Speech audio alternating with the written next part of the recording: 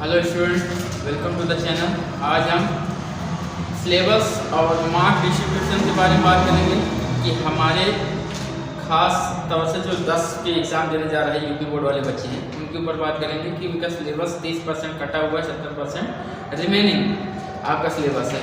तो उसके ऊपर बात करेंगे तो 5 पॉइंट भी बात करेंगे। पहला हमारा करिकुलम यानी सिलेबस होगा, तो उसका आपका मार्क्स होगा यानी मार्क डिस्ट्रीब्यूशन। तीसरा होगा कि जो नया पैटर्न है, और चौथा यूपीएमएसपी वेबसाइट ऑफिशियल वेबसाइट की बात करेंगे, और लास्ट में प्रिकॉशंस।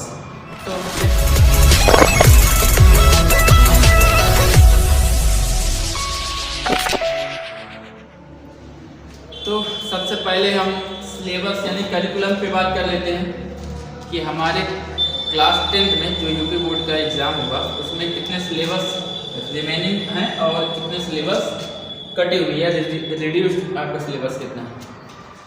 तो इसमें टोटल हम पहले से बता दें कि टोटल 8 सेक्शन है और 8 सेक्शन में 15 यूनिट्स हैं। 15 हर सेक्शन में 1 है, 2 है, किसी में 4 है, जैसे बीजगणित में 4 सेक्शन है, 4 यूनिट है। तो उसके बारे में है तो पहले देख लो जो रिमेनिंग वाला आपका है या जो आपका सिलेबस 70% है उसमें आपका नंबर सिस्टम, अलजेब्रा और निर्देशांक ज्योमेट्री या कोऑर्डिनेट ज्योमेट्री, ज्योमेट्री, त्रिकोणमिति, मेंसुरेशन यानी क्षेत्रमिति या संख्या पद्धति, ये कितने हो गए टोटल 7 सेक्शन। एक सेक्शन है प्रायिकता 8 जो कि कटा हुआ है आपके सिलेबस। जो कटे हुए हैं वो बीजगणित में से कटे हुए सिलेबस है। जैसे कि बीजगणित में टोटल है हमारे पास कुल मिलाकर के 8 सेक्शन और 8 सेक्शन में से 15 यूनिट हैं। तो पहले ये समझ लो। तो पहले समझ लेते हैं हमारे पास है सेक्शन कितने, सेक्शन है 8, यूनिट कितने हैं, कितने यूनिट से रखे गए हैं 15। तो 8 सेक्शन पहले कौन कौन से हैं, नंबर सिस्टम, अलजेब्रा, निर्देशांक ज्योमेट्री यानी कोऑर्डिनेट ज्योमेट्री, ज्योमेट्री या geometry, trigonometry, mensuration, statistics and आपका लास्ट है प्रायिकता। 8 सेक्शन। अब इन 8 सेक्शन में यूनिट्स कौन कौन से हैं, कितने यूनिट्स रखे गए हैं। जैसे संख्या पद्धति में कक्षा 10 में केवल आपको क्लास 10th में, क्योंकि ये क्लास 10 का है तो हम 10th लिख देते हैं। क्लास 10th में जो नंबर सिस्टम है उसमें केवल वास्तविक संख्या है। क्लास 10th में अलजेब्रा में 4 यूनिट रखे गए हैं, सेक्शन दूसरे में 4 यूनिट्स हैं। 2 तो यहाँ पे दिया है, pair of linear equation in 2 variables यानी 2 चर राशि वाले रैखिक समीकरण, दूसरा द्विघात समीकरण, और 2 यूनिट इधर है जो कटा हुआ है, बहुपद यानी पॉलिनोमियल्स एंड श्रेणी यानी अरिथमेटिक प्रोग्रेशन, समानता श्रेणी। तो 4 यूनिट्स ये हो गए, 1 यूनिट्स ये हो गए, कितने हो गए 5 यूनिट्स। अब अगले सेक्शन तीसरे सेक्शन में आते हैं कि ज्योमेट्री में, उसमें 1 ही यूनिट्स है, कितने हो गए 6 यूनिट्स तीसरा सेक्शन में। ज्योमेट्री में 2 यूनिट्स रखे गए हैं यानी कि ज्योमेट्री में ट्रायंगल एंड कंस्ट्रक्शन यानी कि त्रिभुज और रचनाएं, कितने हो गए 6 2 8। त्रिकोणमिति कितने यूनिट्स, इसमें कितने सेक्शन यूनिट्स हैं, 5वें सेक्शन में 2 यूनिट्स इसमें हैं। इन दोनों को मिलाकर केवल एक सेक्शन में है यूनिट्स में, और ये हाइट एंड डिस्टेंस अलग यूनिट। त्रिकोण तो कितने हो गए 6 8 2 10 यूनिट ये हो गए।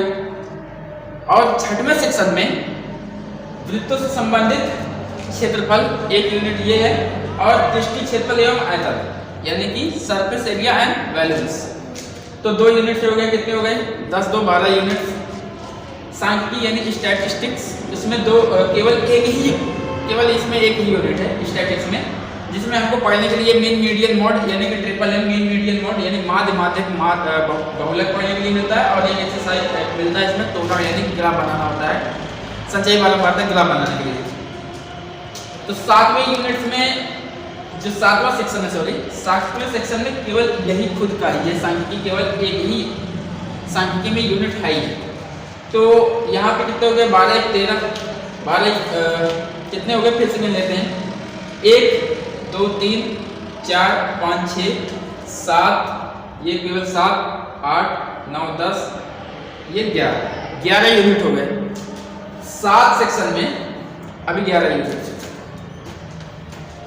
12 13, 14 और एक 15, टोटल कितने 15 यूनिट्स हो गए ना। टोटल कितने यूनिट्स हो गए 15 यूनिट्स। 15 यूनिट्स है हमारे कक्षा 10 के सिलेबस में, और उसे सेक्शन में अगर डिवाइड करते हैं तो 8 सेक्शन है, तो जो कि हमने पहले भी बता दिया 8 सेक्शन के बारे में, 15 यूनिट। और जो 8 सेक्शन में से एक 7 सेक्शन हमें एग्जाम में पूछे जाएंगे, एक सेक्शन जो नहीं है इस 70% में, वो है हमारा प्रायिकता, ठीक है। बाकी जो 7 सेक्शन इसमें शामिल है, उन सेक्शन में से कुछ निकाल लिया गया, जैसे कि बीजगणित से 2 यूनिट निकाल लिया गया है, ज्योमेट्री में से 1 यूनिट निकाला है जो कि सर्कल में निकाला है, और त्रिकोणमिति से जो निकाला है, त्रिकोणमिति से केवल एक एक्सरसाइज लास्ट वाला निकाला है, बाकी त्रिकोणमिति है, ठीक है, त्रिकोणमिति है, लेकिन इसमें से एक एक्सरसाइज लास्ट एक्सरसाइज, क्योंकि इस त्रिकोणमिति में 4 एक्सरसाइज है, लास्ट वाला एक्सरसाइज निकाला हुआ है, ठीक है, लास्ट वाला एक्सरसाइज निकाला हुआ है जो कि ट्रिग्नोमेट्रिक आइडेंटिटीज होता है। यहाँ पे जो सारा समकाय मिलता है, यहाँ पूरा यानी कंप्लीमेंट्री एंगल के बारे में बताया जाता है, ठीक है। और ये प्रायिकता में केवल एक एक्सरसाइज है प्रायिकता, जो कि कटा हुआ है, वो 8वां सेक्शन है।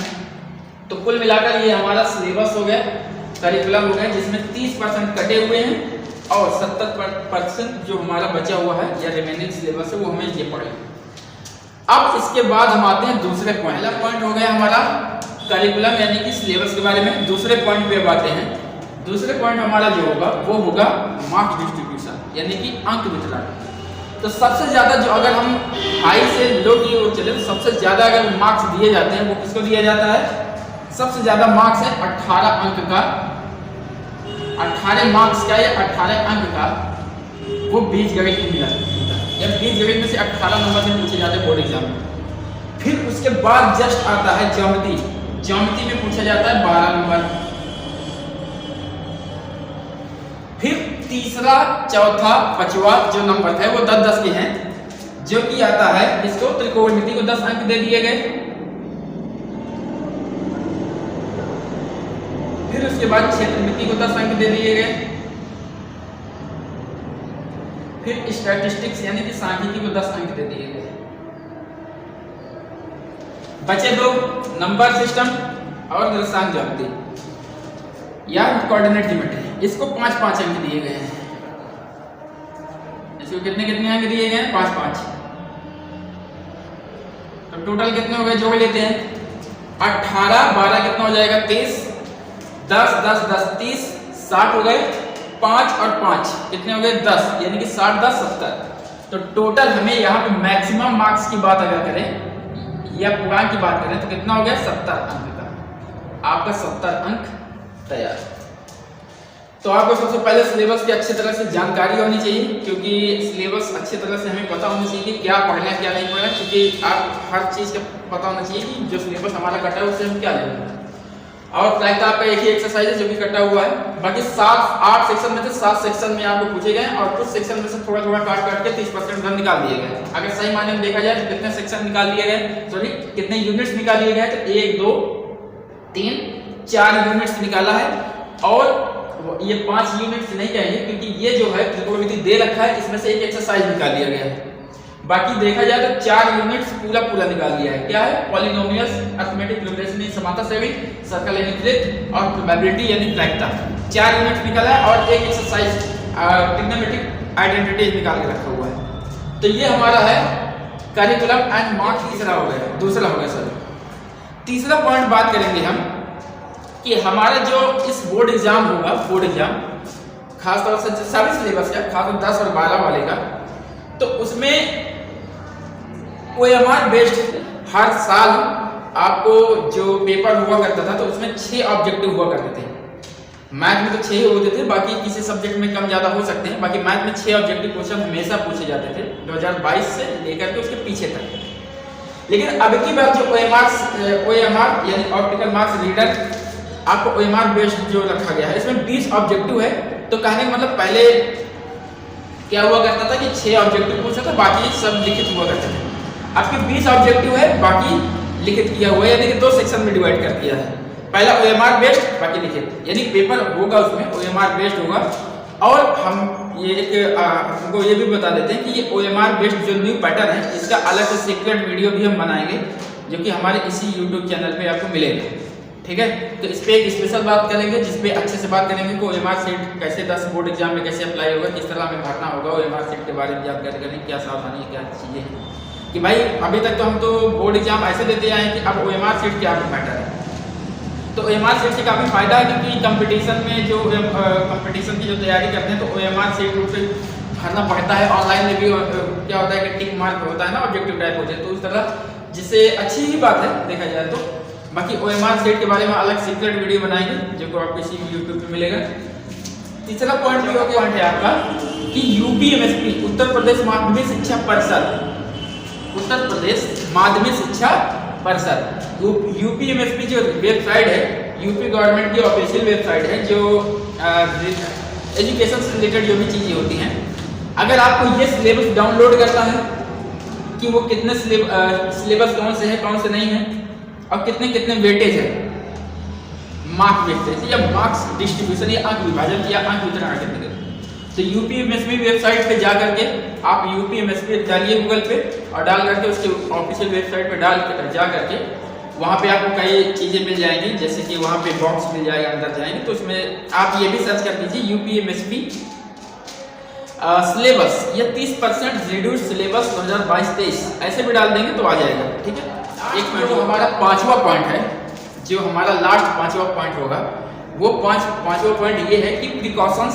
और एक है इम्पोर्टेंट। मतलब प्रिकॉशंस कहने का मतलब ये है कि सावधानियां क्या होंगी और महत्वपूर्ण बातें क्या होंगी, क्योंकि ये जरूरी बात है, क्योंकि मैथ जो भी मैथ के पेपर देने जा रहे हैं बोर्ड एग्जाम में यूपी बोर्ड वाले बच्चे, क्योंकि एक बच्चा हम ऑफलाइन क्लास चलाते हैं, ऑफलाइन में पढ़ाते हैं, तो उसमें एक बच्चा कहा कि सर आपकी बोर्ड एग्जाम नहीं होगा क्या? तो बड़ा अजीब लगा यार सुन के कि अब हुआ ये तो बता रहे थे, कौन सा ऐसा बेस है कि भाई बोर्ड एग्जाम नहीं होगा? कोई 2-3 कारण लॉजिक बताओ जो हम मान लेंगे बोर्ड एग्जाम नहीं होगा। जब इतने खराब हालात कोविड-19 के कारण इतने खराब हालात, तब तो एग्जाम तो 2022 करवा लिया, अब कौन सा ऐसा कारण है भाई नहीं होगा? तो अफवाहों से थोड़ा दूर रहो, तो अफवाहों से भी दूर रहो। और एक पॉइंट ये भी, और इस अदर पॉइंट में या इंपॉर्टेंट प्रिकॉशंस में ये ध्यान दीजिए कि अपने हेल्थ का बहुत ज़्यादा जरूरी है, क्योंकि ठंडी है, खासतौर से नॉर्थ इंडिया में बहुत ज़्यादा ठंडी है, और यूपी बोर्ड वाले यूपी आप नॉर्थ इंडिया में ही आता है, नॉर्थ इंडिया में काफ़ी ठंडी है, तो ठंडी से बचा के रखिए, क्योंकि हेल्थ अगर ख़राब हो जाएगा तो पढ़ाई में मन नहीं लगेगा, साथ साथ आप एग्जाम में भी अच्छा परफॉर्म नहीं कर पाएंगे। ठीक है, तो हेल्थ का ध्यान दीजिए, जैसे कि ठंडी से बचाव रखना है, ऐसा चीज़ खाने पीने से परहेज करना है जिससे आपकी तबीयत बिगड़ जाएगी, और ज़्यादा फालतू घूमने वूमने नहीं, जिससे जैसे मान लीजिए ज़्यादा घूमने वूमने से क्या है, मान लीजिए अगर किसी तरह की चोट लग गया, जैसे आप लेफ्ट हैंड से लिखते हैं, अगर किसी लेफ्ट हैंड में अगर चोट आ गई तो आप बोर्ड एग्जाम में अच्छा परफॉर्म नहीं कर पाएंगे। अगर राइट हैंड से लिखते हैं तो उसमें अगर आपकी चोट आ गई तो अच्छा से परफॉर्म नहीं करेंगे। कुल मिलाकर अपने आप को ज़्यादा से ज़्यादा खासतौर से 1-2 महीने बचा के रखिए। ठीक है, तो बोर्ड का जो एग्ज़ाम होगा तो आधे फरवरी से क्लियर हो जाएगा, और आपको या तो दिसंबर के लास्ट में या फर्स्ट वीक ऑफ जनवरी, तो उसमें भी पता चल जाएगा आपको, 1 महीना 1.5 महीने पहले पता चल जाएगा कि एग्जाम कब होगा। ठीक है, तो ये चीज़ ध्यान देना है।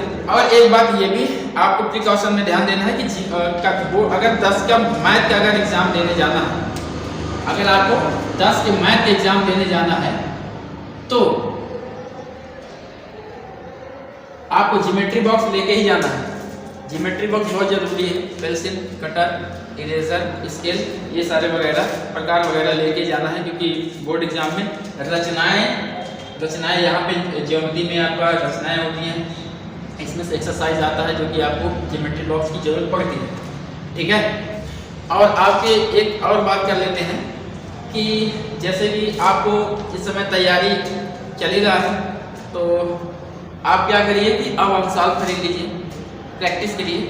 जो अंशाल खरीदेंगे 10 साल पुराना उसमें सब क्वेश्चन रहते हैं सारे, यानी कि 2020 लेकर के उसके पीछे 10 साल के जितने क्वेश्चन पूछे गए हैं उसके सारे एक सेट होता है।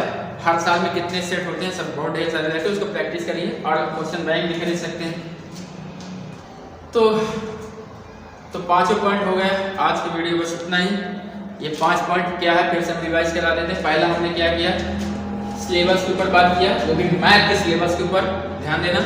और दूसरा हमने मार्क डिस्ट्रीब्यूशन के ऊपर बात किया, जो कि सिलेबस में हमारा 8 सेक्शन थे, यूनिट 15 थे।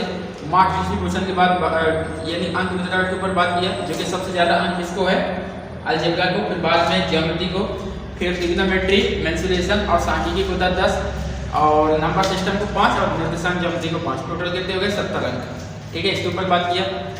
तीसरा हमने एग्जाम पैटर्न के ऊपर यानी OMR शीट जैसे एग्जाम जो होने वाले उस पर बात किया। और चौथा हमने UPMSPP और लास्ट की क्वेश्चंस यानी कि सावधानी के ऊपर हमने बात की। ठीक है, तो अब अगर आपको नई वीडियो चाहिए जैसे हमने 10 का वीडियो बनाया 10 के लिए इस सिलेबस के ऊपर, इसी तरह अगर आपको 12 वालों के लिए बोर्ड एग्जाम के लिए अगर उनका यूपी बोर्ड वाले को बनाना है तो आप कमेंट बॉक्स में आप बता दीजिए। या और कोई एजुकेशन रिलेटेड अगर अच्छी आपके एजुकेशन संबंधित खासतौर से बोर्ड एग्जाम से संबंधित अगर आप कुछ चाहते हैं तो पूछ सकते हैं या कमेंट बॉक्स में कमेंट कर दीजिए, तो इस पर हम वीडियो बनाने की कोशिश करेंगे।